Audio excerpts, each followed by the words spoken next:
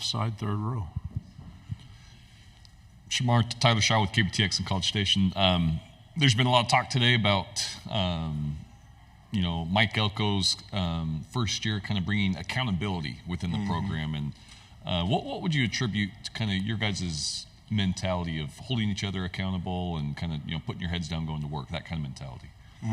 So, our mentality switched a lot from the beginning, because at first we was like, man, why is he doing all this? But once we started to see like the big picture behind it, our mentality switched. So we've been on each other heavy about everything. It could be as small as, hey, nobody's missing breakfast, nobody's missing dinner, nobody's missing none of that. Like, no matter how minuscule you think it is, get there. Like, and I feel like we've been doing a pretty good job of keeping that mentality, staying consistent with the accountability. Do players like to be coached that way? Yes, Lord. Yes. Yes. If you're a guy, or if you're a guy that loves this sport of football, you love being coached hard, and it don't matter what it is. It can be on and off the field. And like I said, it can be missing breakfast. I want a coach on me if I miss anything, and I don't miss nothing. So. Right side on the aisle here. Jacob Richmond, Lone Star Live. Shemar, I heard earlier you call Coach Elko a magician. Can you kind of expand on that, why you call him that, and what he's done to this defense?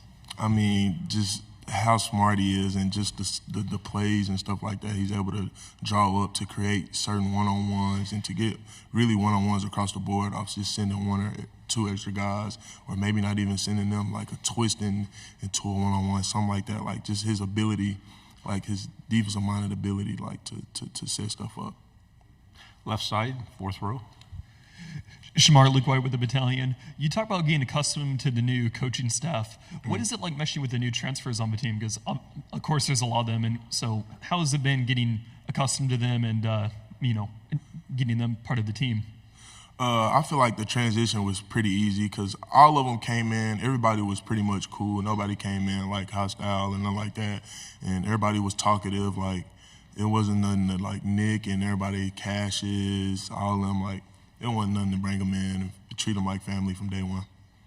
We'll stay on the fourth row. Shemar, going off a previous question, I'm Braxton from the Battalion. So what are some of the major differences in the overall attitude of the locker room this season compared to last? I say the work ethic. Like, it's changed in everyone. Like, it's not just a handful of people on both sides of the ball that really, really want to win and really want to be great at the sport of football. I feel like everybody's mentality is switching over now, because Elko harps being hard work, and he harps relationship and stuff like that with your teammates so much. I feel like that has made everybody work harder for each other, and not only just for themselves. They're not there for themselves no more. We'll stay on the right side here. Shemar, it seems pretty rare you find a true sophomore that's a captain. What do you notice about Tarian in practice and on game day, and how much he's meant to the team just in a year and a half or so? Man, the respect he got since he was a freshman is crazy.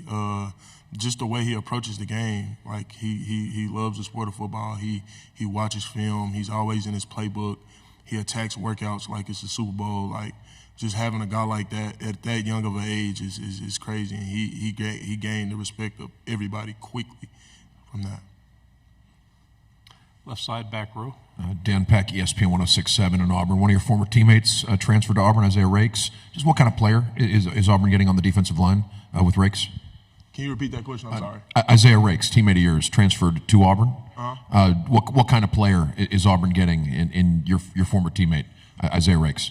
Oh, they're going to get somebody that's going to go every day, man. I love Rakes to death. Rakes is going to work his butt off every day, and Rakes is going to give his all every day. So they can expect a guy that's going to come out there and produce for them at a very high level consistently.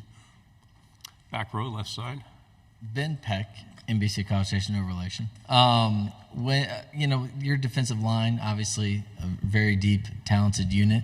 Do y'all kind of pride yourselves on, the rest of the defense can do their job, but as a unit kind of taking on maybe a responsibility that we can keep single-handedly our team in games, if we can do our job, that makes all the other units being able to flourish even more, and kind of taking on that burden a little bit as a group with how talented you are? Mm-hmm. Oh, yes, sir. Yeah, we take that full on. We love having that on our back, man. Being able to go in and you can really cancel a team out just with your defensive line is crazy. So yes, sir, that's one thing we do love about being here at A&M, having all these guys with us, being able to have that mentality of, bro, we can go in this game and win this game right here. Like, this room can do it. So yeah, we love it. Third row, and then we'll go to the fourth. Shemar, what are your first impressions of the EA Sports video game? No, it's fun. It's more, to me personally, it's way more realistic than Madden. So that's one thing I did love. Linebackers play everything now. I love NCAA. I play it every day. All right, fourth row. Shemar, Coach Elko talked about how this has been a pretty quiet offseason. How do you think this offseason compares to maybe those that you've experienced in years past under Coach Fisher? Man, it's just a lot of unnecessary talking when you can be working. So just that right there pretty much is just putting your head down, working, grinding, and going 100% every day, getting better. We'll go back to the third row. To go back to the video game, are you happy with your rating or? Initially, I thought I was going to be a little higher, but I mean, I'm not mad with it. 88 overall is not bad to me, and it won't be 88 the whole season. So, who would you say is the best gamer on the team, and are you guys as competitive in this as you are on the field? The best gamer, me. Overall, me. Madden, me. NCAA, me. Probably. So, what was the rest of the question? I'm sorry.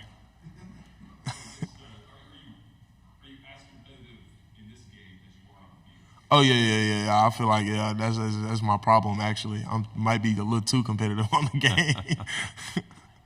Final two questions on the back row. Yeah, well, what were the big factors in leading you to decide to come back to Texas A&M after all the changes in the following last season? Okay, one was having a conversation with my mother and how me and her wanted to come up with a plan for me to graduate before I left college. So getting my Aggie ring and my degree was a big part of me coming back here to Texas A&M. And two was the conversations I had with Elko. Everything he was saying was making sense. I had stuff on and off the field to fix to higher my draft grade. So if I can boost my stock in any kind of way, come back and do better, I will. So that's what my mentality was coming back.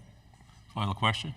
Just kind of tying a bow on the gaming conversation, what would you give your overall rating as a gamer if you had to give yourself an overall rating for gaming purposes? 1 out of 10, I'm probably... Or no, out of 99, just like the game. Like if you were, you're an 88 overall in the game as a player, but how would you rate yourself as a overall rating as a gamer? Oh, as a gamer? Ooh, a 90... probably like a 98. I think a 98 because when I start games, I'm not as good at them, but I pick up quick on whatever. So I feel like I'm probably like a 98. Shemar, good job. Thank you very much. Yes, sir. Appreciate it.